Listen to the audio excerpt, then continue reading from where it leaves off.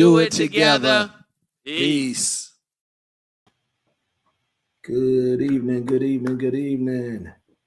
All right, somebody come on out here and hang out with me for a little while. Let's talk, let's talk, let's talk, let's talk. Yeah, Happy New Year's. So let's see what's going on. See if we can get anybody come have a conversation with a brother. Who that hanging out? Good evening, good evening, good evening, good evening, good evening. Hey, y'all come on in, invite some folks. Let's talk, man. It's Happy New Year. Happy New Year. I haven't been out this year to hang out with y'all.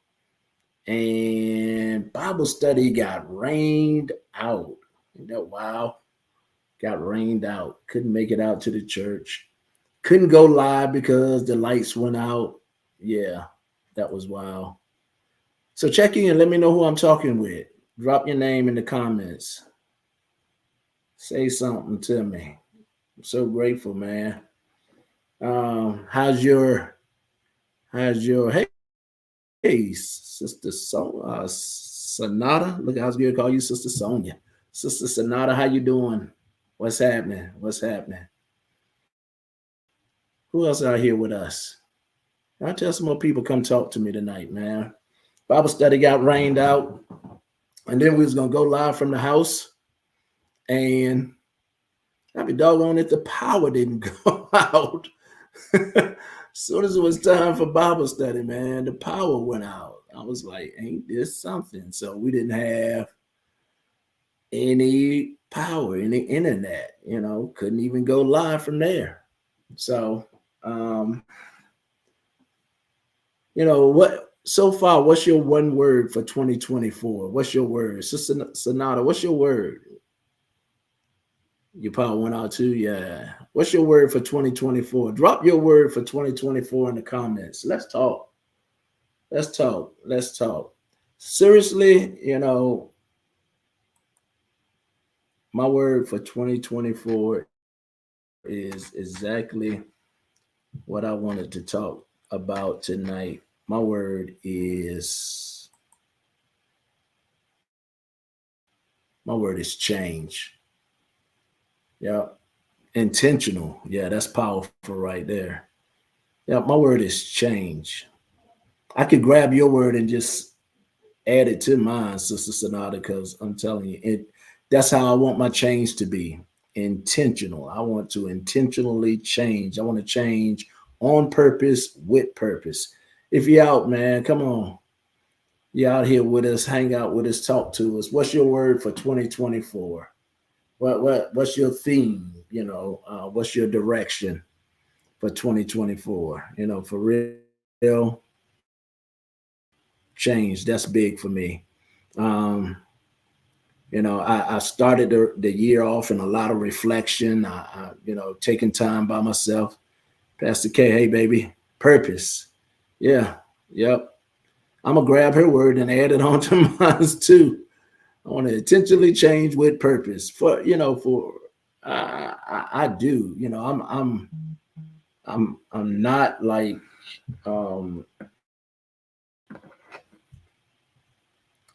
what's a good word? Fearful of my presence or my future. I'm just cognitive of it. Boundaries. Oh, come on, Carmen. Talking strong. Boundaries.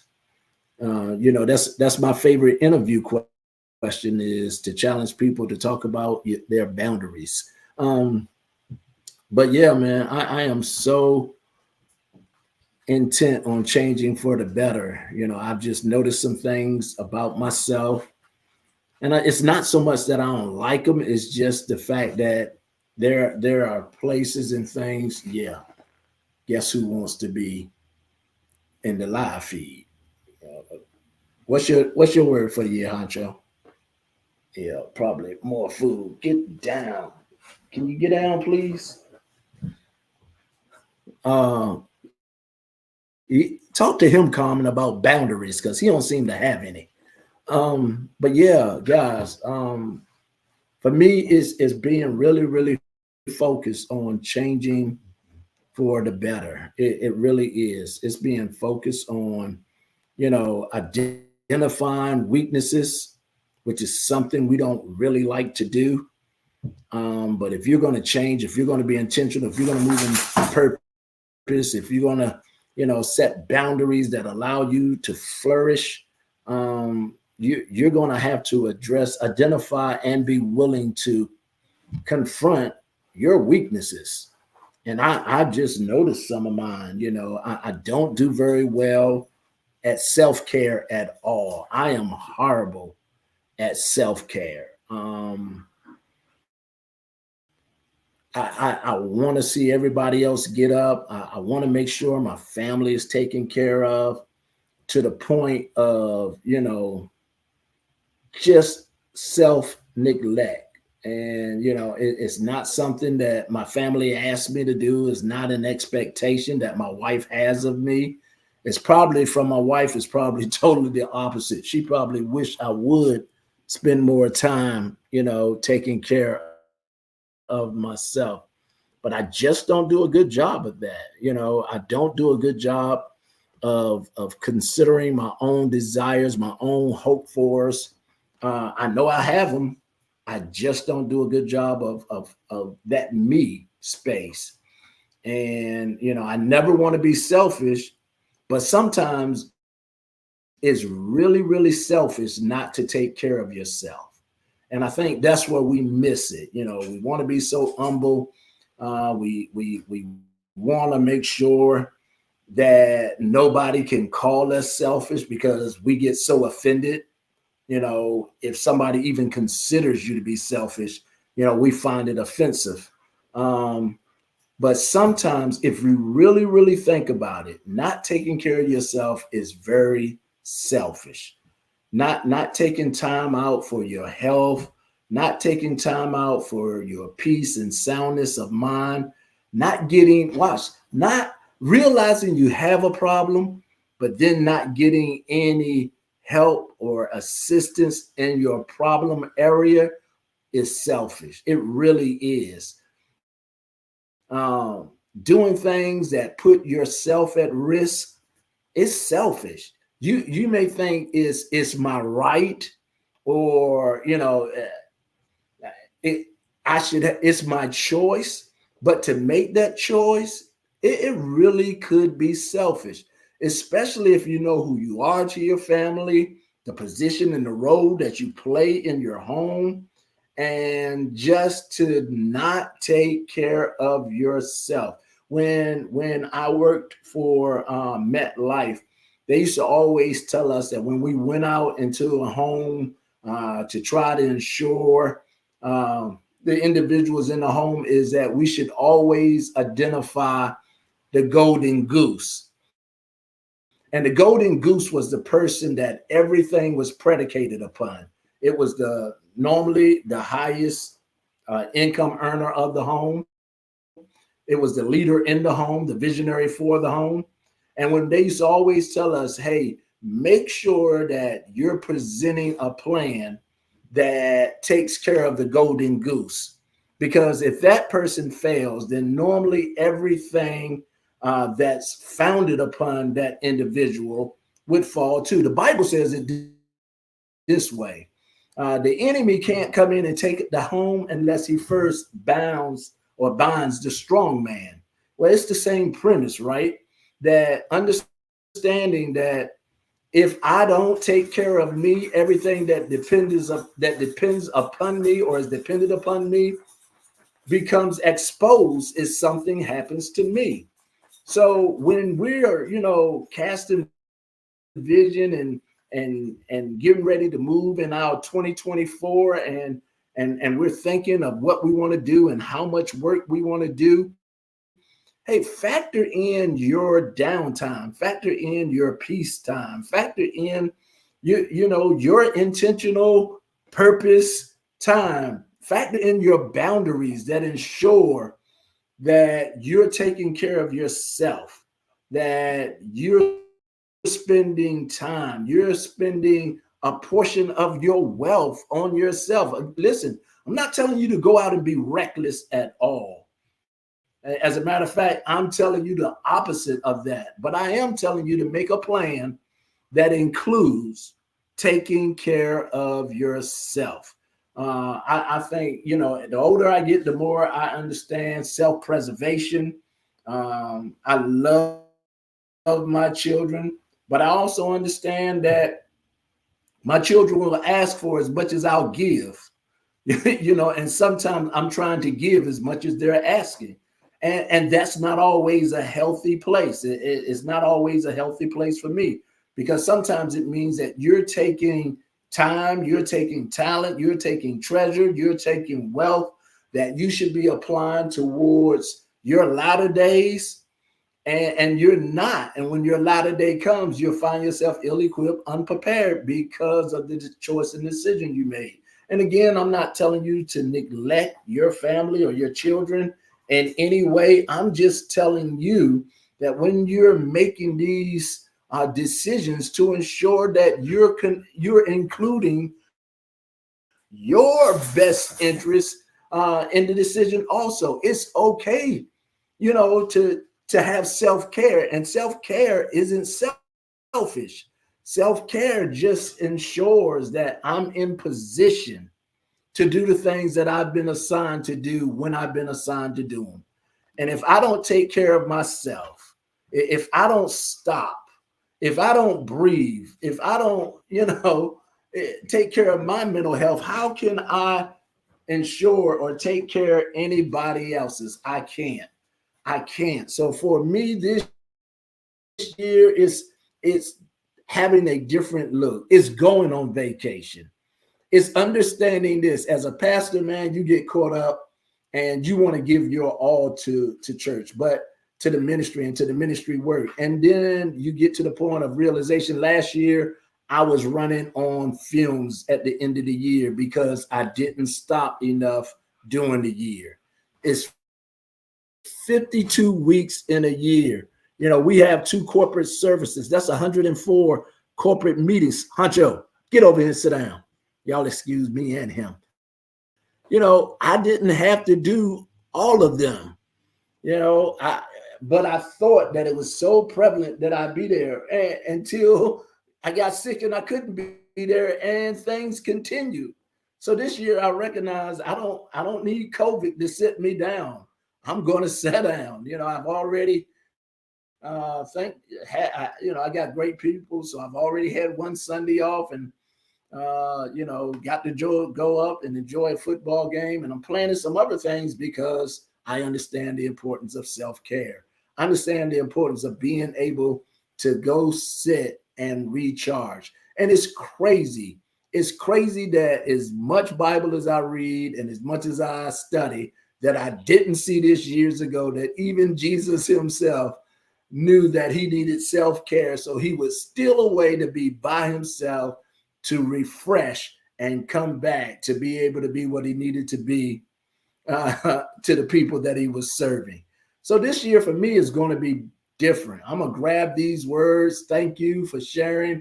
I'm going to grab intentional. I'm going to grab purpose. I'm definitely going to grab boundaries. Michelle, what's your word for 2024? And I'm going to do better. I'm going to do better for my family, but I'm also going to do better for myself. And this is what I realized. Get this. Doing better for myself is doing better for my family. That's good right there. But it's true. Doing better for myself gives me the opportunity to do better for my family. It gives me the opportunity to do better at work. It gives me a great opportunity to be a better pastor and to be a better servant in ministry.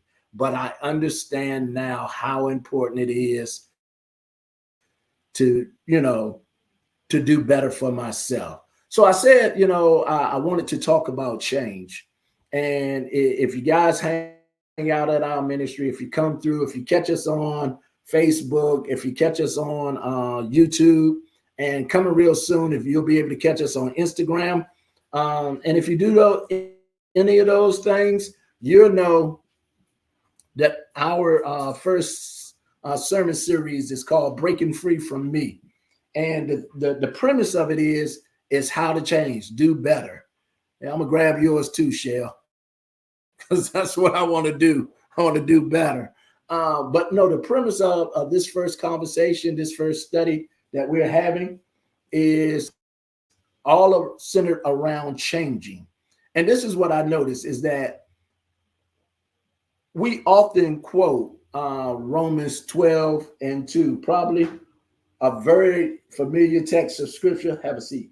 That many people quote. Romans 12:1, presenting your body a living sacrifice, holy and acceptable unto the Lord, that which is your reasonable service. And be not conformed, but be transformed by the renewing of your mind, that you can prove what is the good, acceptable will of the Lord. Romans 12, verses 1 and 2 might not have been spot on, but you get the gist of it, right? And we always quote those scriptures, especially 12:2, be not conformed to this world, be not conformed to the world, but transformed by the renewing of your mind. And my question finally came back as to, how do we do it? We always telling people, you need to make changes. You need to make changes for the better. How do we do it? You need to do something different. How do we do it? You need to think different. That's the big one. You need to think different. How do we do it? Especially if I've been thinking this way all of my life. This is the way my mom and them thought. This is our culture that I grew up in. How do I make those changes? So there are, if you study mental health, or if you study just psychology, they'll tell you that simplicity, there are 5 major steps to change. And that's our sermon series for this month. Is we're going to study out how to change. And I'm not going to go into it. I'm not going to teach. No, you have to come hang out with me to get it all. But it says in psychology, it says 5 steps to making a change is pre-contemplation, preparation, actions, and maintenance. So again, that's part of the foundation of where we're going to be teaching from, is how to step by step, how to grasp those steps, how to find yourself in each of those steps, and then how to move through it, that you can make the changes that you want to see in your life. What I want you to walk away with is this one simple thing. It's not impossible. It's not impossible for you to become the person that you dream about, that you desire to be. Now, get it. I didn't say having all the stuff that you dream about. I said becoming the person that you dream about. Many of us dream about being a better person than we actually are, being more actionable, not procrastinating, being a person that moves, on their dreams and on their visions. And I've dreamed, man, God, Lee, I don't know how many books I should have written by now, right? But procrastination, the spirit of procrastination gets you. The spirit of fear that people will reject it. Nobody will read it. Nobody will find it beneficial. So you end up talking yourself out of what you really have the ability to be. Write that down somewhere. You talk yourself out of what you really have the ability to be. Big ups to Carmen Clack. She's one of the authors of our ministry, published author. So, took that risk, and, I'm sure she'll tell you it's working out for her good. Some people have probably read it, gleaned from it, and it's been a benefit and an encouragement to their life. So you got to be willing, guys, to take that risk on yourself. If you want to change, it comes with risk, right? But the risk is worth it. To be the person you want to be, to live the life you want to live, to have the things that you want to have, all of it comes with an associated risk. But it'll never happen staying the same, doing the same. It'll never happen. So if you want it, you got to do more than talk about it. You got to plan it out. If you want to change, you got to be willing to go through the process that allows you to change. And not all of it's comfortable. You know, the first step is it talks about recognizing that you need to change, that you'll never change until you first recognize there is something to change. Jesus goes to a wedding in John 2. He goes to a wedding, right? And it's the first miracle that he performs. Everybody knows it, where he turns water into wine. But it never would have happened if there's not a problem. If there's not a problem, if there's not anything wrong, if there's not a situation that arises, he never would have performed that miracle. The situation that arises is they're at a wedding. The festival is just getting started and they have run out of wine, which becomes a very embarrassing situation to the host family. And when his mom presents it to him, his question is, what does this have to do with me? And then she goes on and says, to the servants, she turns to the servants and says, whatever he tells you to do, do it. And if you read the story out, John 2, if you read it on out, then you see the miraculous that takes place when waters turn to wine. But it never happens if somebody does not identify the need. Well, you will never change if you don't stop to identify the need to change. As long as you keep making yourself comfortable, as long as you keep talking yourself into being comfortable with who you are, with what you're doing, with how things are going, as long as you keep identifying with the excuse that this is the way it is and there's nothing I can do about it, man, as long as you continue in that vein, you're going to continue to get the same thing. You're going to continue to complain. You're going to continue to be unhappy. You're going to continue to desire more, to want more, but not be willing to do more. Nope. Change starts in identifying the need to change. So that's what I'm doing. First 90 days of the year, I'm trying to identify the areas that I need to change. And then for the rest of the year, for the rest of those 9 months, I want to be focused on manifesting the changes that I need to make. Now, what I'm not getting ready to do is make this board or this list of 100 things that I need to change. Or no, let's be real. It's a struggle to change one thing, right? It literally is. The energy that it takes, the fortitude that it takes, the stick-to-itiveness that it takes to change one thing is sometimes seems overwhelming. So I know I'm not going to make this crazy list that has 10, 20, no, because what you're going to find yourself doing is not doing anything, because what you just created has now become overwhelming for you to do. No, don't do it. So even if you start off with a list that has 10, first thing I would tell you to do is prioritize it. And after you prioritize it, you get your top 5, do it again. And if you get down to your top 3, then yeah, maybe I'm addressing 3 needs this year that I want to change. But I promise you there's not going to be more than 3 things on the list, because there's no way I'm going to accomplish more than 3 things. It's just not with what it takes to make real change and to maintain it. Because if you remember, number 5 on the list was maintenance, to being able to sustain it, not just to do it for a moment, but for it to become a lifetime, a real change. It's so to have this list that says, I'm going to do 5, 10, 15, impossible. What I'm going to do is look for the top 1, 2, maybe 3 areas in my life that if I change these things, my life is going to become richer. My life is going to become fuller. My life is going to become more and gracious. I'm going to have more gratitude. It might afford me to be a greater blessing, a greater help, a better father, a better husband, a better pastor, a better me. And if I can identify those 3 things, I promise you that's what I'm focusing on. If it's only 2, it's even better. You know, and that's what I want to focus on. I encourage you, man, to take the first 90 days of this year for introspect.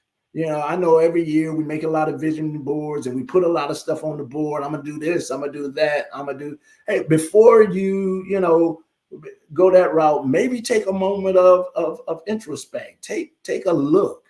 Do some reconciliation. Look at last year.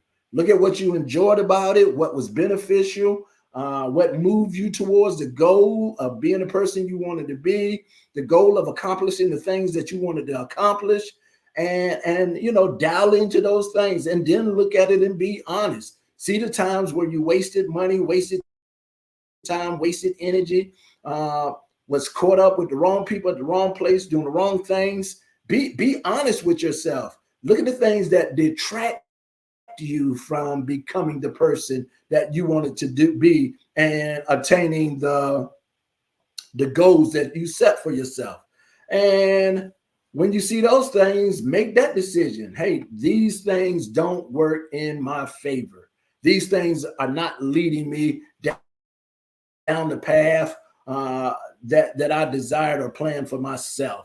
These things are really detractors from my goals.